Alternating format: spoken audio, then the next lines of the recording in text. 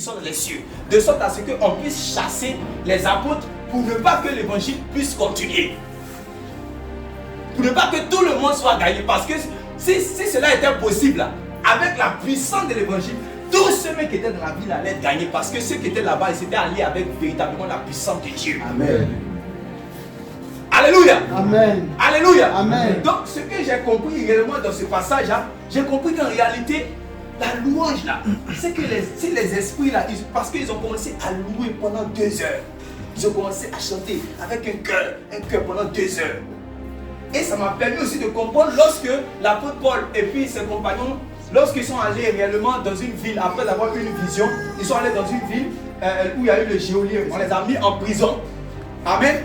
C'était à Philippe, voilà. On les a mis en prison et là-bas, il y avait 4 espoirs des 4 soldats. Ça, voilà. Et on les a liés, les pieds et les mains étaient réellement liés complètement. Amen. Ils étaient liés complètement. Parce que peut-être que si le titre était, on allait dire, mais ils ont lié mes mains, ils ont lié mes pieds. Est-ce que je peux prier? Est-ce que je peux faire quelque chose? Est-ce que je peux méditer en esprit? Est-ce que je suis déjà lié? Alléluia. Mais la parole de Dieu n'est pas liée. Amen. Ton Dieu n'est pas lié. Amen. Les anges ne sont pas liés. Amen. Alléluia. Amen. Ils ont compris cela. Ils étaient tellement matures qu'ils se sont associés, se sont accordés. Quelqu'un dit se sont accordés. Ils se sont accordés. Alléluia. Parce qu'il faut s'accorder. Alléluia, c'est important. Alléluia. Alléluia. Ils se sont accordés et ils ont commencé à louer, à chanter les cantiques de louange ensemble. Lorsqu'ils ont commencé à chanter, à chanter, la parole de Dieu dit que les prisons où ils étaient là ont commencé à trembler, ont commencé à être ébranlés. Pourquoi? Parce que lorsqu'ils ont chanté, ça traversait les cieux, ça traversait le premier ciel, ça traversait le deuxième ciel, ça allait jusqu'à là où Dieu se trouve. Alléluia. Amen. Et Dieu même ne pouvait pas rester tranquille. Il dit, il y a mes bien-aimés qui sont liés, mais leurs bouches ne sont pas liées. Alléluia. Il y a mes bien-aimés qui sont liés, mais ils pensent toujours à moi. Il y a mes bien-aimés qui sont liés physiquement, mais ils sont connectés en esprit avec moi. Ils font appel à moi. Ils connaissent la parole qui dit, quiconque invoquera le nom du Seigneur sera sauvé. Ce matin, je te dis la vérité. Tu invoques le nom du Seigneur. Si ce n'est pas ce que tu ne sais pas dans quoi tu es. Tu ne sais pas dans quel péché tu te trouves. Mais si tu invoques, c'est le verset que tu ne dois pas oublier si tu quittes ici. Quiconque invoque le nom du Seigneur sera sauvé. Il est toujours au rendez-vous de la délivrance. Amen. Il a des oreilles pour entendre. Amen. Alléluia. Amen. Et sa main n'est pas courte pour délivrer. Amen. Et quand il a entendu ses enfants sur la terre en train de chanter ses louanges, en train de glorifier son nom malgré leurs problèmes. C'est pour cela que tu es venu ici. Oublie ton problème. Oublie ton problème. Alléluia. Amen. Alléluia. Amen. Parce que tu es en face maintenant de celui-là qui peut réellement résoudre ton problème. Alléluia. Amen. Tu es en face de celui-là qui peut répondre à tes besoins. Tu es en face de celui-là qui te connaît mieux que toi-même. Tu es en face de celui-là qui connaît ton esprit, ton âme, qui connaît ton corps, tout ce qu'il y a dans ta vie. Oublie ton lendemain. Oublie ton lendemain et pense à l'éternel. Je lève les yeux vers les montagnes, d'où me viendra le secours. Le secours me vient de l'éternel qui a fait les cieux et la terre. Alléluia. Amen. Ton secours ne vient ni de l'Occident, ni de l'Orient. Ton secours ne vient pas des hommes, mais ton secours vient de l'éternel. Si nous tous, je vous assure, nous sommes concentrés sur Dieu, ce matin, nous serons bénis. Amen. Dieu nous visitera. J'entends des gens qui disent non, on dit que quand on a le Saint-Esprit, on ne dit pas que Dieu doit nous visiter. Mais vous parlez de quoi? Alléluia. Amen. Qu'est-ce que je suis en train de vous dire tout à l'heure par rapport à Paul et puis ses compagnons? Ils ont compris qu'ils devaient appeler Dieu. Quand ils ont mis même dans Actes chapitre 12, le général, c'est-à-dire que l'apôtre Pierre, quand on l'a mis en prison, l'apôtre Pierre lui-même tellement que ça n'allait pas, il a commencé à dormir. Mais les frères en Christ ne dormaient pas. Amen. Les frères en Christ ont commencé, on dit quoi? Ils ont tué un apôtre premier, on l'a décapité. On va encore décapiter un deuxième. Mais on va écouter qui dans l'enseignement pour qu'on soit formé. Je dis non, ça ne peut pas continuer comme ça. Ils se sont mis ensemble dans une salle. Et ils ont commencé à prier, Alléluia.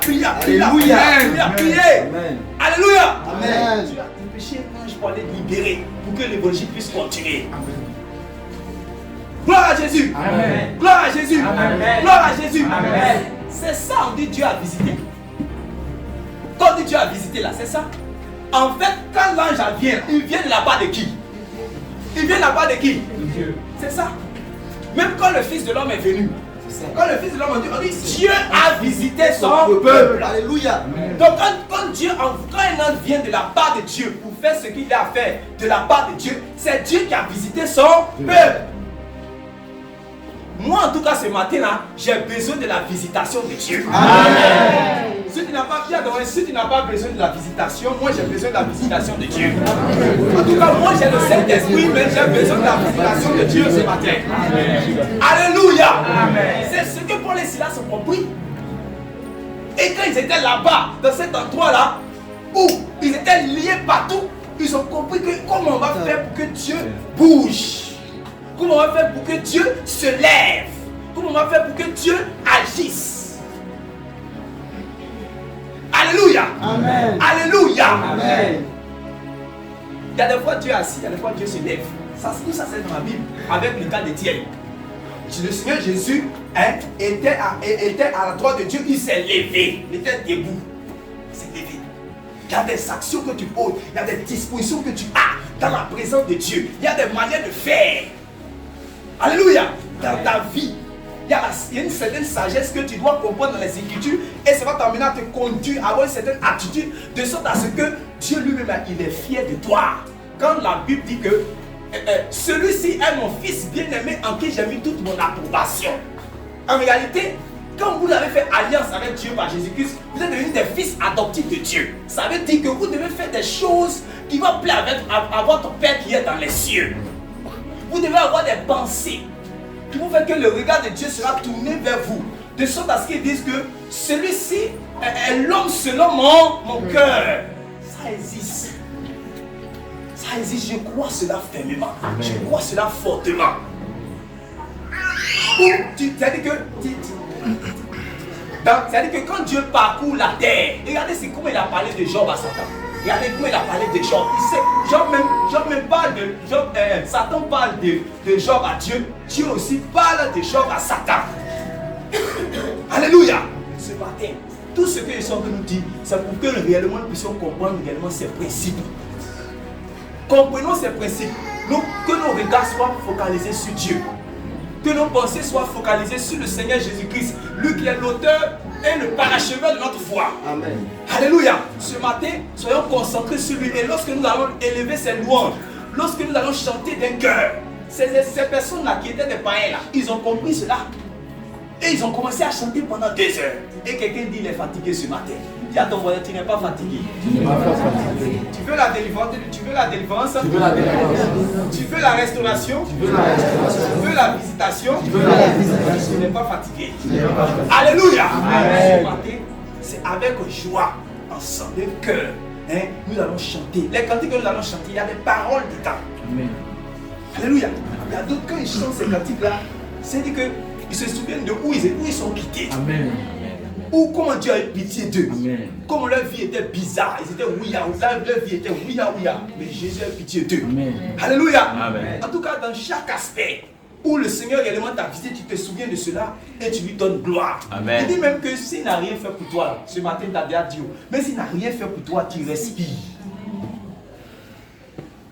En réalité, il soutient toutes choses de par sa parole. Le fait que où tu es assis, même quand tu es assis sur ta chaise là, c'est sa parole qui te maintient équilibré. Ne crois pas que c'est la chaise, mais c'est sa parole. Parce qu'il dit que Daniel, s'il appelle ton âme, s'il appelle ton esprit, il dit Daniel sort, c'est fini. La chaise où il n'y a plus d'équilibre, Daniel tombe. C'est ça. Alléluia. Amen. C'est Dieu qui te maintient en vie. Amen. La respiration, le mouvement et l'être vient de lui. Amen.